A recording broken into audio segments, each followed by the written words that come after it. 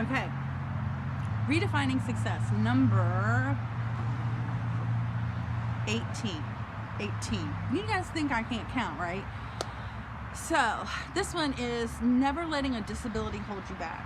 Now, I went over this briefly, and I'll recap if you've come in the middle of all this, but my guy, he lost his leg last February, so February 2020, right before everything went to heck and handbasket with the corona stuff.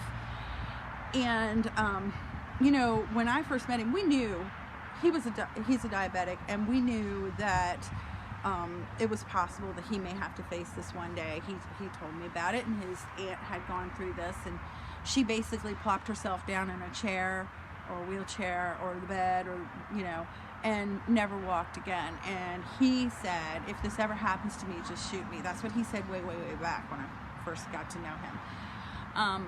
But you know, when reality hit, and believe me, it was a hard pill to swallow. I can't imagine what was going through his head. The doctor said to him, you have two choices. We can take this leg off, or we can not take it off. Now, if you don't take it off, this infection is going to go through your entire body, and it's going to kill you. That's not really two choices, okay? Well, I guess. I mean, if he was ready to die and he didn't want to lose his leg, then, you know, that would be his choice, and he could do that. But needless to say, he opted for the amputation. So, which is a whole other learning experience as well. Anyway, a little time goes by, he's recovered, and it's time for him to get his prosthesis. And I have a little clip somewhere in all of this. It's like a 30-second clip of him taking his first walk, walking up and down the driveway with his new leg on. It wasn't even the permanent leg, it was a temporary leg until he got his permanent one. But I just told him, I said, I'm so proud of you. You're doing such a great job. And he's like, I don't want anybody to feel sorry for me. And I think that's such a great story. And I'll tell you another person who inspired me was my girlfriend. I have a girlfriend, she's passed away now, but I've known her since I was 9 years old. And she had cancer when we were children. And this went on, so she was about 9 when they diagnosed her with cancer. And she was 15 when she was finally declared in remission. So that's a long time. That's 6 years that she was actively ill. And in the meantime, she still had to go to school and all these other things. Well, she had a beautiful voice. She could sing, very strong voice, and she sounded, to give you an idea, she sounded kind of like a mix between Jody Messina and Bonnie Raitt. Those are old people if you're a young person listening to this. But anyway, it was kind of a bluesy country kind of sound.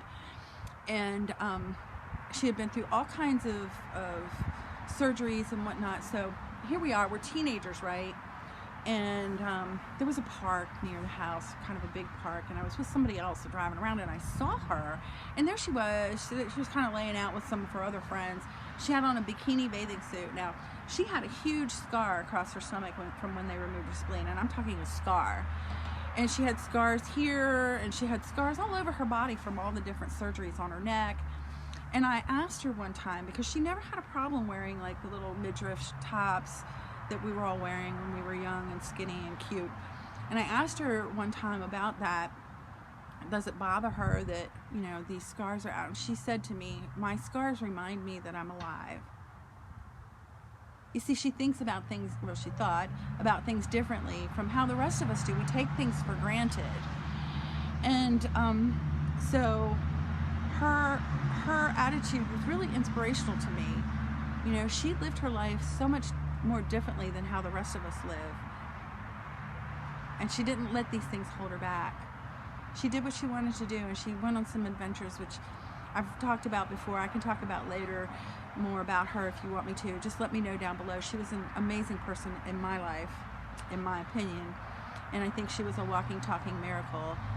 And there goes the postman, and they were supposed to pick up these packages and didn't. So I don't know what the heck. And I left a message. So I'm going to have to follow up on that. That is disappointing, because this is the second day in a row. I'm really upset. But that's okay. it's not a failure. There are other alternatives. Anyway, don't let your disabilities hold you back. If you think you can't do something, of course you can't. If you think you can, you probably can. So give me a thumbs up. Comments. What kind of things are you struggling with? What are you trying to overcome? And don't forget to subscribe. Oh, and who inspires you? I want to know who inspires you. Do you know somebody who you think is just really, really brave? Tell me about that person too. I'll see you again. Bye-bye.